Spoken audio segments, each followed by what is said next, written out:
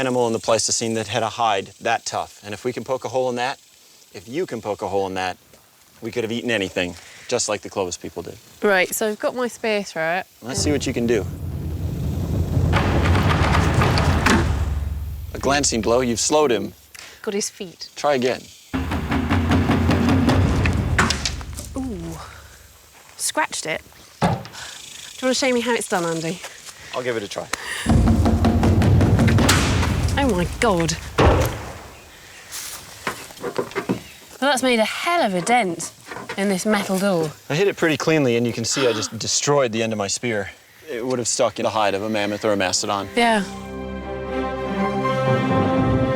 The mammoth and mastodon, two of the mighty animals roaming this vast landscape.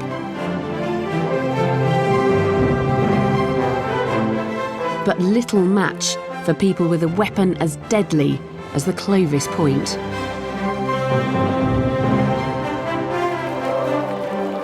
Some think that these pioneers of the new frontier plunged into an orgy of slaughter, wiping out Ice Age animals like the mammoth. The evidence is questionable, but that image of the mighty hunter has stuck.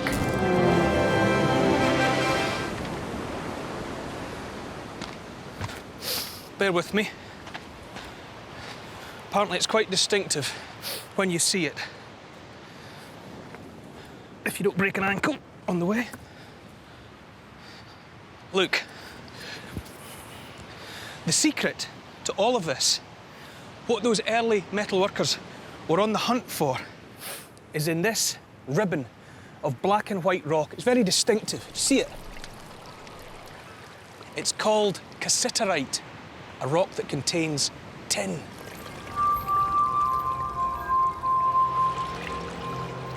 Britain had been a latecomer to the Copper Age, but the discovery of local tin, a much rarer metal than copper, was to propel Britain to the very technological forefront of Europe. And if you were very lucky, you'd find something like this. I wish you could feel it. It looks like any ordinary pebble, but trust me, it's as heavy as a cannonball. And when you extract the tin itself, it's as beautiful as silver. And this is an ingot of tin. It's very lovely. They say that if you bend it, it crackles. They call that the cry of tin. But more importantly, if you have copper and you add this, you transform it into bronze.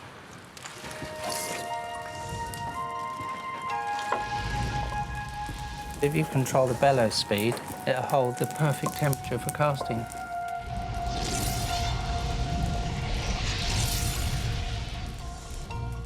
With just the right mixture of copper and tin, metalworkers could create an alloy that was hard enough to make useful tools and weapons. OK, in you go. Bit lower. Fine one. See that?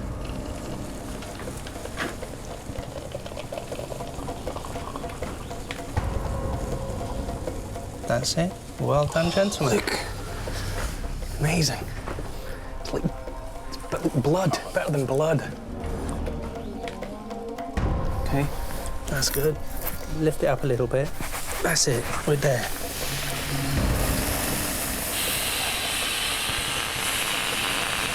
Wow. It's so visceral, isn't it? Oh, definitely.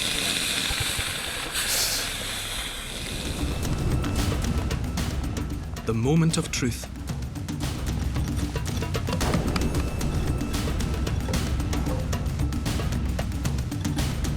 There we go. Look at that, behold.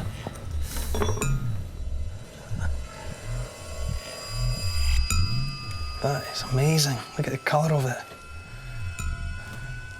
You're impressed? I'm deeply, deeply impressed. Look at that. Yeah, he even makes a ring. It's a very hard piece of bronze. Just amazing. From liquid fire to a metal sword in a couple of minutes.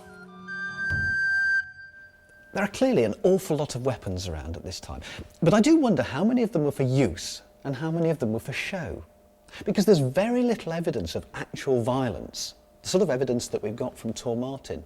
Now, this shield might give us a clue, because it's very lovely, but a shield is supposed to be something that's for defence.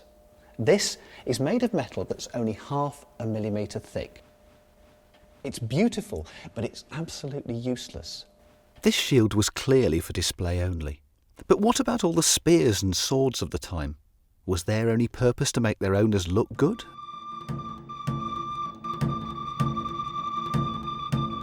At Sheffield University, that theory has been severely tested. Sue Bridgeford's test rig consistently simulates the powerful slashing blows of one Bronze Age sword edge against another. And her results lead her to believe that these were indeed very violent times. We definitely have an impact. That is bowed and I think chipped, which is reasonably what you would expect because this is actually a very hard edge, so it tends to be brittle and bits of metal do come off. Sue's test samples are made from bronze of the same composition as Bronze Age finds from Britain.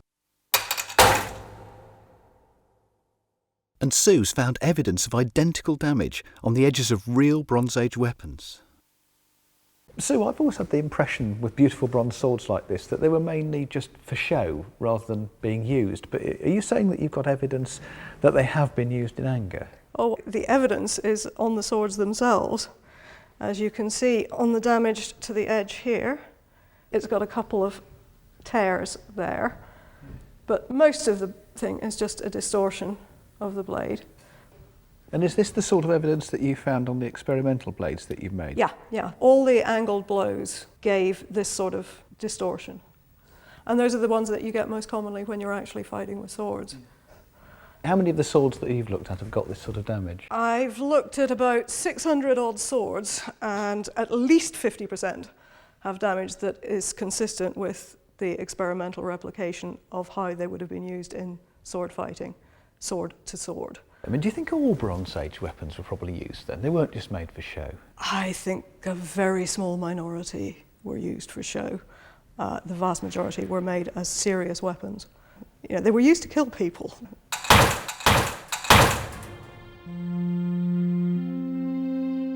There's something else we can find out about these weapons, where they were made, and for that we need to look at the composition of the bronze. Bronze is an alloy of copper and tin. There were around 10 copper mining districts active in Bronze Age Britain, and one of the most impressive is in North Wales. The rocky headland known as the Great Orme is riddled with the tunnels of ancient mines, where the copper, unusually, is mildly radioactive. This is the malachite, the copper carbonate. The copper ore shines green in the rock. Tin, the other main ingredient of bronze, was found in Devon and Cornwall. Grains of heavy black tin ore can still be captured today by panning moorland streams. Right. That's what they were after, is it? That's what they were after. So what is the composition of our Tor Martin spearhead? What can it tell us?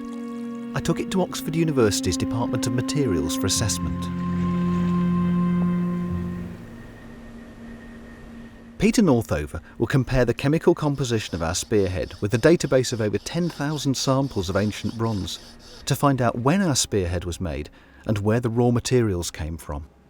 Peter and his colleagues have shown that at different times in history, bronze has been made with varying ratios of copper and tin, as well as nickel, arsenic and other trace elements. They've also pinpointed the characteristic proportions of elements that identify different copper and tin mines across Europe. Low cobalt, so it's nothing to do with the southwest of England. He can now compare our spearhead with the samples in his database. The results tell a nice, coherent story, pretty well tracking the object from when it was copper right to when it was a spearhead stuck in somebody's back. So how old is it? I think originally we're looking at something like the 14th century BC. The other key point of the composition is two impurities, nickel and arsenic, which you can trace across quite a large part of northwest Europe, origin roughly eastern Switzerland, western Austria. You're talking about Switzerland, though? But this seems bizarre when you've got these huge copper mines here and they're bringing copper all the way from Switzerland. Certainly, there is no way it could come from the Great Orme, because the Great Orme just doesn't have that level of nickel and arsenic in it. We believe the copper was mined and smelted in the Eastern Alps, eastern Switzerland, western Austria, refined, made into bronze with tin, and then made into tools, weapons, ornaments, and then traded in stages across France, traded as scrap across the Channel, and then up to Tourmartin area, and it may well have been made into a spearhead somewhere relatively close to Tourmartin. So they're importing scrap bronze, Yes. not the actual copper then? Scrap bronze, rather than trading off into these damp and windswept parts of the British Isles, just to buy some scrap from the guy down the road.